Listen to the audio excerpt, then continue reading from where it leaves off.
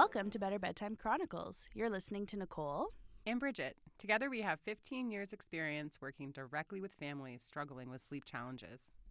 We share stories, advice, and deep dives into all things sleep. Let's go. We have a very special guest this week. I'm so happy to introduce my sister-in-law, Heather. Hello. She's going to be representing single moms everywhere today.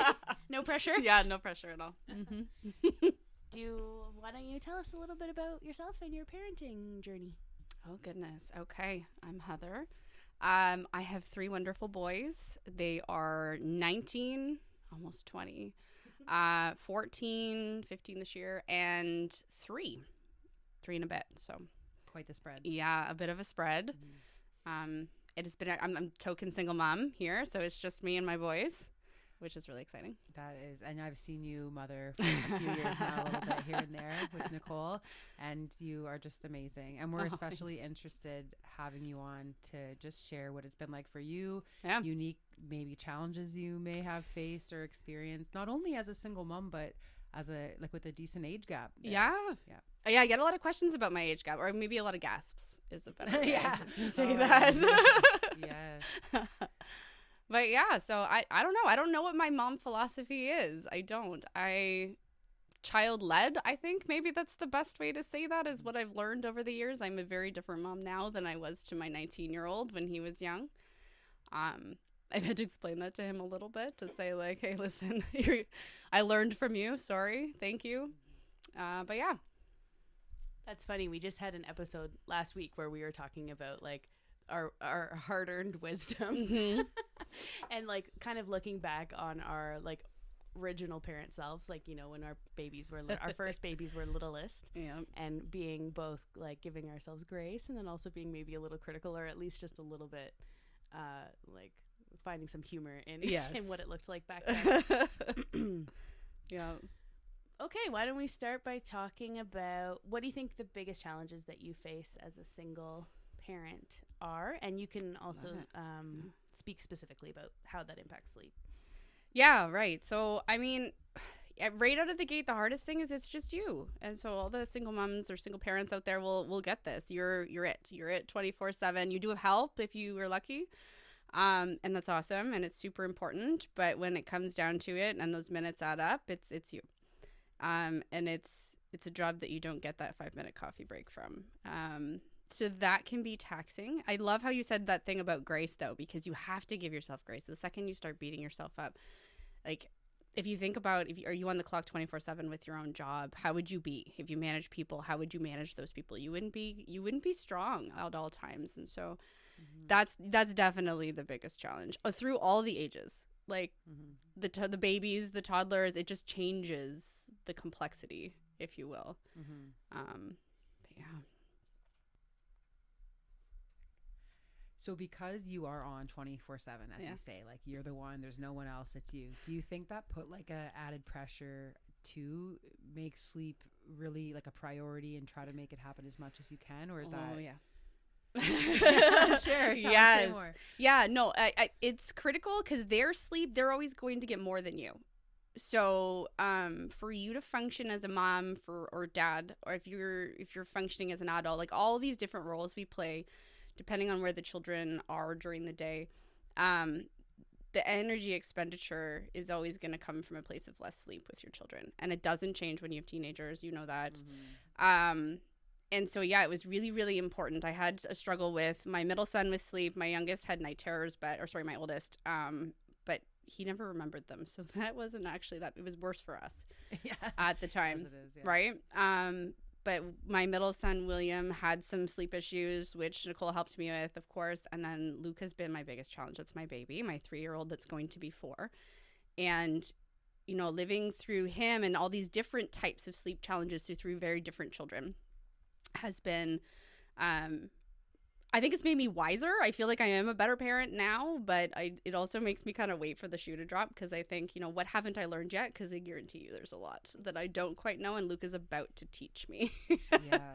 And as you said too, like, you're a different parent, Yeah. the third kid down the line, all these years later. Right? I always say to my son, I'm like, I was a different mom to you Yep. and to our youngest, much to his dismay. I know. They seem to have a lot to say about that. That's what I say. He's like, when I was younger, it was this. And I was like, okay, but I learned.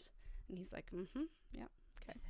I imagine another layer of complexity here is the co-parenting that you do, and how that impacts, the choices that you're making about sleep and about all the other things in parenting. Sure. And then also how you balance that and how you manage, 2 households, things like that. So yeah, when my ex-husband and I split, my middle son was 6 years old.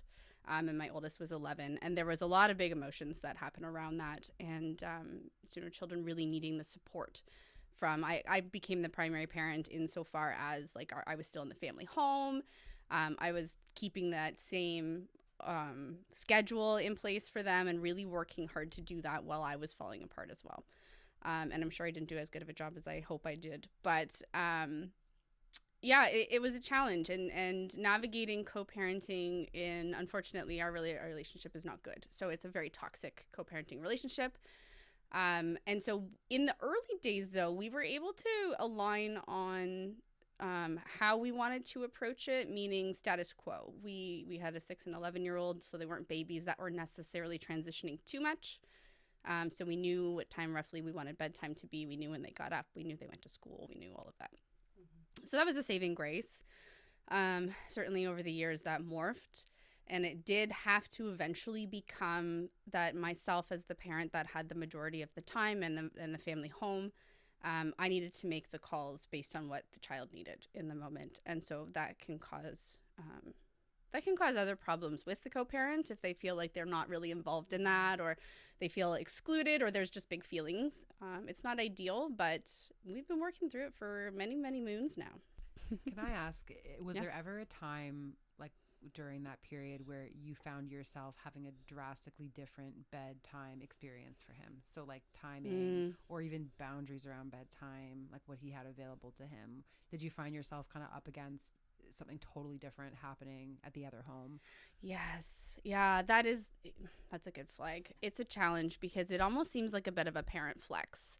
And for better or for worse, when the parents are fighting, sometimes that need for control can manifest as changes to the child's schedule. There hit a point where it was, more for our oldest. It would either go incredibly rigid. It must be 9 p.m. and I got a message telling me that I will put our child down at 9 p.m. and I will follow all of these rules. And then it would swing the opposite direction, where it was, well, I don't care. He doesn't have a device. So if he stays up till 11, then that's his own fault. He'll be tired in the morning. And so perhaps a bit of that, those big emotions coming in. And I felt very obligated to carefully maintain the structure they were used to try to offset that. I would even try to offset it if I was aware of it, and typically became aware of it if the child told me. So you take it with a little bit of a grain of salt, but it's sometimes really cool for them if they can suddenly stay up late. But then I felt very obligated to offset the tired deficit that would come as a result. So within my own time, maybe I'd put them down earlier. Maybe I would say, no, we can't go do that thing. We're going to have a quiet and a movie night or something like that. So I often found myself in those situations trying to be the one that makes up for those pieces, even if it was perceived. So it's not necessarily to say that it was always that way that it happened, but it just felt that way for me. Right. So it's like you're finding a way to maintain balance in like your kids' needs, but it's, in areas where you may not have entire control over that, right? Yeah, that is a really hard part about splitting up, I think, for both of us in that instance, is you're just used to being like, yep, it's bedtime, go. Right. But you don't have a say on the other side. So it took us a little while to figure out that we couldn't tell the other parent what to do. On both sides, we were both guilty of that. So, yeah. That's a really valuable perspective, because I think oftentimes, we have the illusion that we talk about this around sleep all the time, right? How much can you control? How much can you not control? And we speak a lot, Bridget and I, about having control over many things, like sleep environment, sleep timing, things like that. But what you're saying is, actually, I can control that half the time or whatever percentage you've got, right? So there's a big loss of control for a single parent around sleep, especially if you're co-parenting. Yeah, and it's scary. It feels awful. So any single parents out there, if you feel that way, you're not alone. It feels like there's a really core part, because the sleep health correlates to their overall health, and you have this guilt that is directly related to it. But as somebody with a 19-year-old on the other side, they come out okay. You do get there. That is a really helpful thing to share, because I think a lot of the people that we work with feel like they're in the trenches, and it's often a first child that we're chatting with parents about.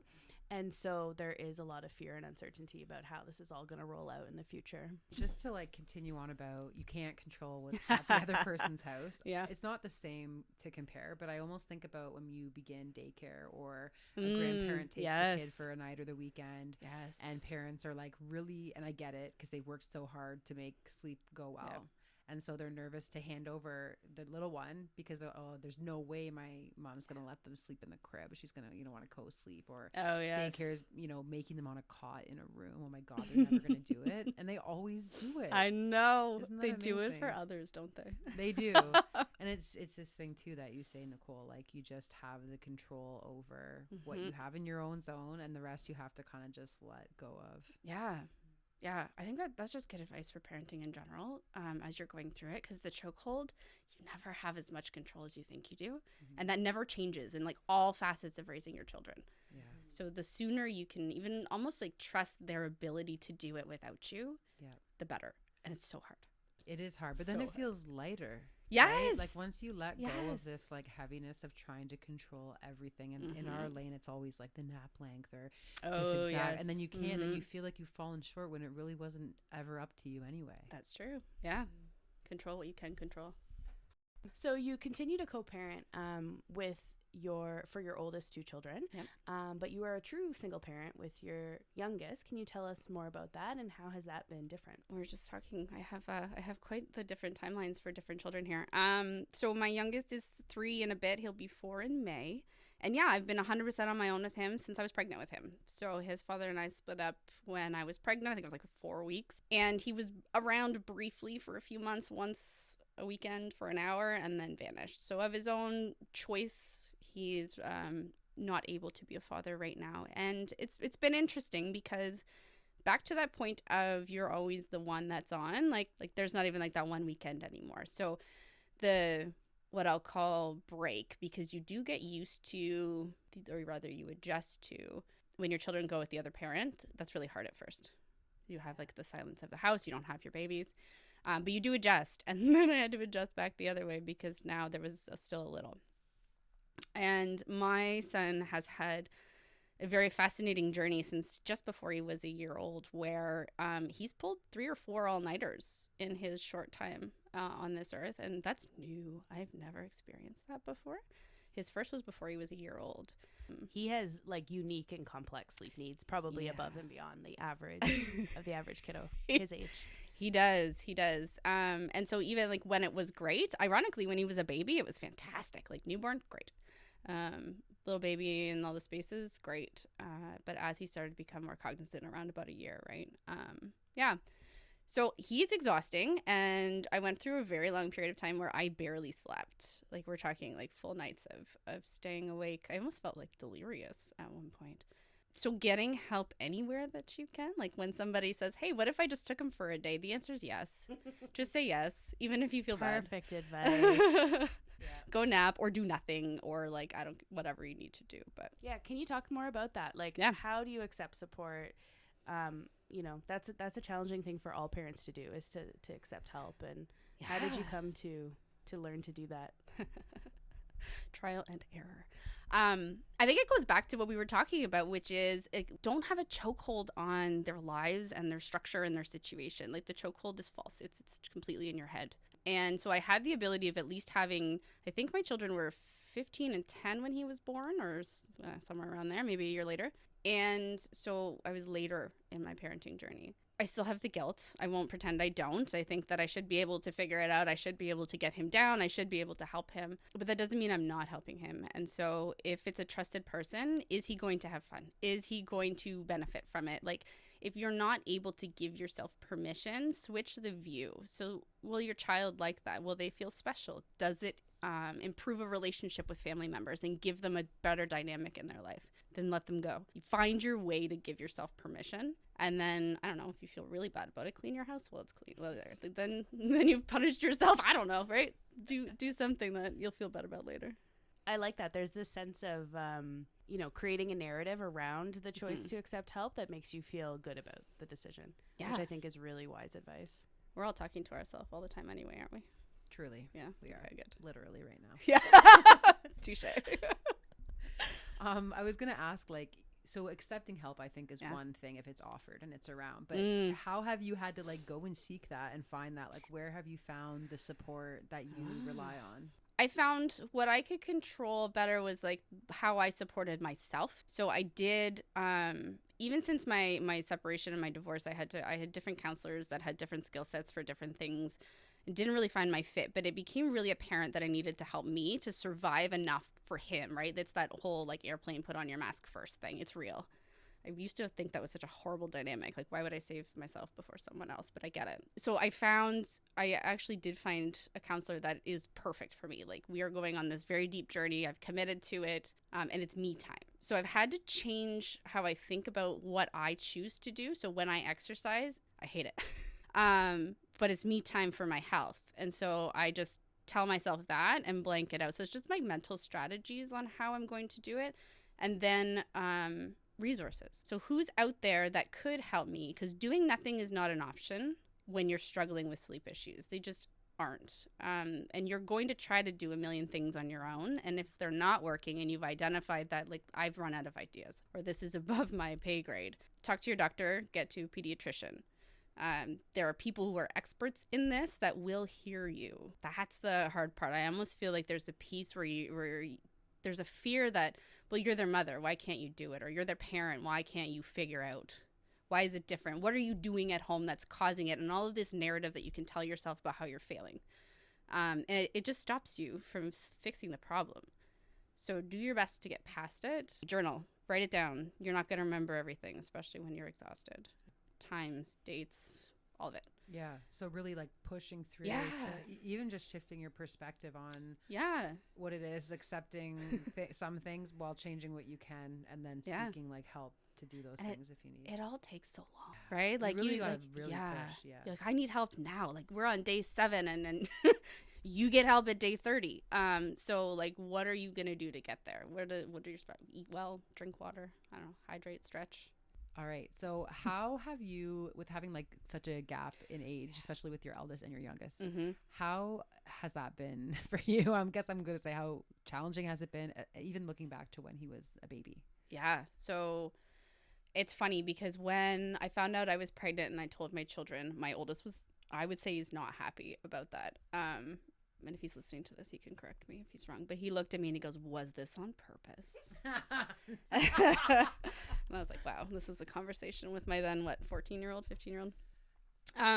But I will say that he's been fantastic. So I've had to be very intentional. And I don't know that it's any different than with smaller children, but with teenagers, and older children, they kind of turtle in and they don't tell you when they're having big feelings in the same way. You have to look for it. So I had to be really, really intentional through my pregnancy, watching my kids, involving them where it felt appropriate, gauging their responses to stuff, because there was very interesting backlash with my oldest. My middle son was so excited. He couldn't wait because he's the youngest, so he wanted a sibling. But my oldest was having a lot of big feelings that would manifest as I think I was buying a car once, and he was like, "This is a stupid car." And I was like, okay. Where is this coming from, right? And he didn't know. So just involving them and staying really on, which is very hard. And then with a baby, especially when you're completely on your own, you absolutely must sleep when they sleep. Well, how do you do that when you've got 2 children in the home that you got to make sure go down, right? Yeah. And so I set up the home different. So right before Luca was born, I went through all of their bedrooms, and we always had a rule that there was no computers, no anything in your room. And I really recognized that rule was going to have to go because they're going to need a space. I looked at our home, I looked how we were living, and I was like, no, the baby's probably going to take over a lot of our neutral space at very different hours. So I let them pick their own desks. I let them put their electronics and set it up. We agreed as a family to the rules. Like, I just started to create space for them to still exist within the home, really, really intentionally. And then after Luca was born, they were actually both very excited. So thank goodness. He is an amazing older brother. My oldest son, they both are. But my oldest is actually very involved in his brother. He comes home. He's old enough now. He's got his own car. He works. It's weird. And he'll just pop home to see his little brother. And it's not even like, hey, Mom. It's like, where's Luca? Right? So I hope that means that I did okay. Keeping them included, allowing some things to be optional was also a really good dynamic that we had. Recognizing that they didn't have to be dragged to things that were for a younger sibling just because Mom had to go. So making space for that, always giving permission. Like, there's an open invitation for them to go to their father's house at any time that they should decide that they would want to do that. Yeah. And that just, making space was really important for us. I love that. And literally making space. Yeah. For their rooms to be. And I like that you compromise on that, because I think it's easy to say no screens in the bedrooms. And even right now, I would say that, right? But also, like, when things change or the needs change, you got they need to be able to close a door. Right. And I think that's really nice. Yeah. I also, there's something that I observe as like an observer of the parenting that I think is awesome, that's related to this. So another thing that I think that you do that is really lovely for everybody in your family is the older guys are involved in caring for Luca, right? And like age appropriate, of course, but like you really do give them the opportunity to support him and take care of him. And like, you know, I think that's a beauty of having a big age gap. That's true. It is you lovely. know, and maybe even helpful to you as well. Yes. Right? Like, like they're little team members when it's appropriate. Yeah, no, that's good. Well, even so, when it came down to deciding Luca's name, William, my middle son, was so excited, and he actually ended up being the one that chose his name. And to this day, he'll still throw that out there every once in a while. And it's just like he just does a drive-by of the kitchen. He's like, I named you, and then off he goes. But that tells me it's important, right? It's something that really like connects those two together. Because William's definitely in a different phase of his life from when he was 10 to now that he's going to turn 15. He's significantly less interested in tolerating a toddler, or a preschooler, actually, in this case. He's like, Mom, they're so annoying. And I was like, yeah, you all were. Like, this is how it is. But then involving, like, acknowledging how he feels about that, and then teaching him why it's important to give Luca space to be who he is, and connecting it to, you know, you were very similar. Here's how you showed up. Like, so you may not have been obsessed with pirates, but you were obsessed with Spider-Man. And, like, we couldn't get you to take your costume off and all of these things, but we allowed it to happen and play out because it was important to your development. And so does Luca not deserve that same, you know, grace? And so they think about it. And because what I worry about is when I'm not in the room, are they being crazy siblings, or are they being helpful? Because they're older. Yeah. And it does change the dynamic of power a little bit too, right? That sounds literally so wholesome and so nice. My kids, I had them all age 4 and under. Oh, see? They kicked the absolute shit out of each other. Yeah, that was my brothers and I. Yeah. Like, it's literally World War I. It is. It's insane. And I don't think I told you, Nicole, this maybe, but a couple weeks ago we were up at my sister-in-law's for the weekend, and they have on their side only nieces. They have 2 girls. And there's 7 kids on my side. 6 are boys, and then my daughter, who's the youngest of boys. And this other grandma walks in and she's like, oh my God, what are they doing? Like, are you okay? Stop doing that. I'm like, you don't have any grandsons. Like, they're gonna kick the shit out of each other. Back up a little bit. Like, I got shot in the eye last night with a Nerf gun. Like, I was sitting on the couch and looked right and got a Nerf dart to the eye. And that's because that's what William and Luca were playing, and they were like, oh no. But this is my life. It is true. Yeah. Very physical. Very intense. Very, very. Okay, so as we wrap up this conversation, maybe I can ask, like, if you could share some kind of advice or words of wisdom as a parent who's many years into this, what would you say to a parent who's about to embark on co-parenting for the first time, what type of advice might you offer? Oh, wow. It is going to change your world, because regardless of how your relationship ended, regardless of your relationship in most scenarios with your ex-partner, the core piece is decision making with the children. When my gut is always get the actual legal agreement in place, because it gives you fallback to navigate when emotions flare. So you need a neutral base to work off of. So even if it feels silly and you're okay working with your lawyers or each other, put it in a separation agreement, what you're going to do, because you need a neutral base, because emotions flare and the kids are the ones that eventually suffer for it. You need to be able to have a pathway forward and not get stuck. But the other side is you have to let it change. Great advice. That's the hardest thing in the world. So figure out who you need to talk to, cry to, scream to, hit, not people, punching bags, something, pillow. It is going to change everything. And that's okay. And your kids are going to be okay as long as you're okay, right? Like, it's all of they'll be okay even if you're not. But let's just try to keep everybody moving forward on a positivity. But change isn't bad. Change hurts. Change is hard. But everybody's going to be okay. Keep the children at the middle. Keep them out of as much as you can. And remember that when they hit age 10, they start to eavesdrop. That's also a really good one. So be really little careful. bonus tip. Yeah. Heads up, they are around the corner listening.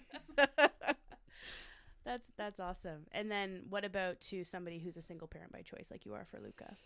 Yeah. So that one, if you're a single parent by choice and you don't have other children, so you're new to this, I would say parent to the human that you want them to be, to those like core values, core strengths, core capabilities, versus parenting to the plan, the structure, the outcomes, because that's going to enable you to flex and give yourself permission to be too tired one day,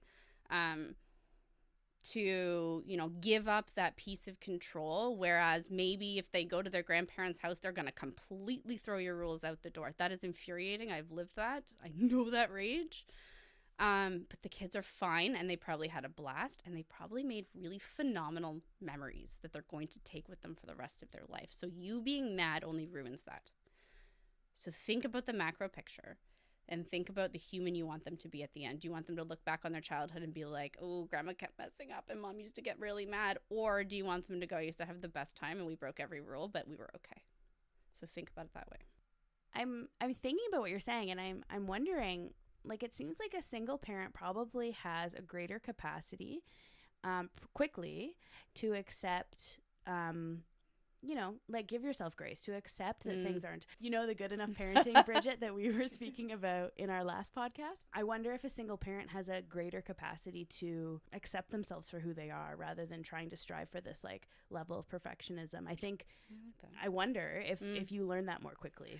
Yeah, I don't know that I've ever really looked at it intentionally, but yeah, who I am now as a mom is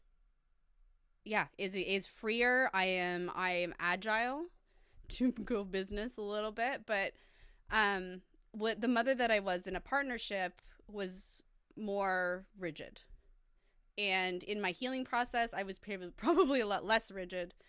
And now I see it as partnership's the wrong word because I'm still a parent.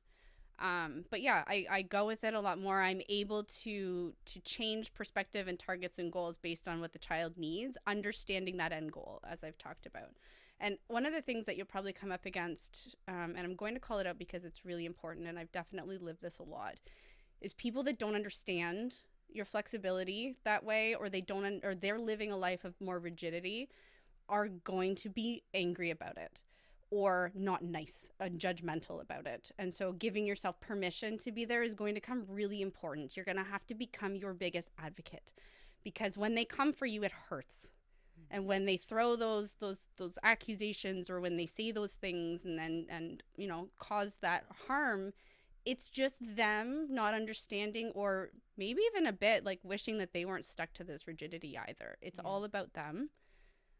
It doesn't mean it doesn't hurt though, right? So you've gotta go to cry to somebody, cry in a pillow, watch a rom-com. I don't know, do something, get it out. But. Yeah, I like that. And you with you bringing up too this good enough parenting, like I feel like that when you reach that level of parenting, you are liberated of like the shackles of being so rigid, and so like this is our last episode's talking about trying to like be perfect at it, and you inevitably don't, and then you're left in this terrible cycle where instead being like, actually this is just fine. As you say with the grandparents, like okay, they had a wild night or whatever, but like it's fine. Everyone's fine. But did they die? But there's no. Okay, don't like let that be the bar. You sound like your brother when you say that. That's oh no. But did you? That sounded just like him. Well, honestly, thank you so much for being here today. You are our first official guest. That's and I'm exciting. so honored that my haunted basement didn't scare you off. That's cute. I like it. Yeah, I'm really so happy that you came. And I think that you're an inspiration to single parents everywhere. No, I mean that. I'm not, that's not tongue in cheek. I think a lot of the stuff that you've shared today will be really helpful for someone listening who's starting to embark on this. Well, you can do it, folks.